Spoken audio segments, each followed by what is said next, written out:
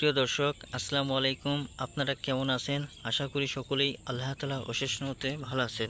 প্রিয় ভাই ও বন্ধুরা, আপনারা স্ক্রিনের মধ্যে যে শাকগুলো দেখতে পাচ্ছেন, তো এই শাকগুলো লাল বর্ণের, তো আপনারা দেখেই চিনে ফেলেছেন। তো এই লাল শাকগুলো যারা চিনেন না, অবশ্যই তারা ভালো করে দেখে নিন, এই শাকটি আপনারা চিনে যাবেন। তো প্রিয় ভাই ও বন্ধুরা, এই লাল শাক কেন আপনারা নিয়মিত সকাল ও সন্ধ্যায় ভাজি করে খাবেন, তা অবশ্যই এই ভিডিওটির মাধ্যমে জানতে পারবেন। তার আগে অবশ্যই আমাদের এই চ্যানেলটিকে সাবস্ক্রাইব করে নিয়ে পাশে থাকবেন এবং ভিডিওটি শেয়ার করে দেবেন। তো প্রিয় ভাই বন্ধুরা, এই লাল শাকের মধ্যে ভিটামিন রয়েছে, খনিজ রয়েছে, ক্যালসিয়াম রয়েছে, ফাইবার রয়েছে, আঁশ রয়েছে। তো বন্ধুরা, রোগ প্রতিরোধ ক্ষমতা অবশ্যই বৃদ্ধি করতে চাইলে আপনাদেরকে কি করতে হবে? নিয়মিত লাল শাক সেবন করতে হবে ভাজি করে।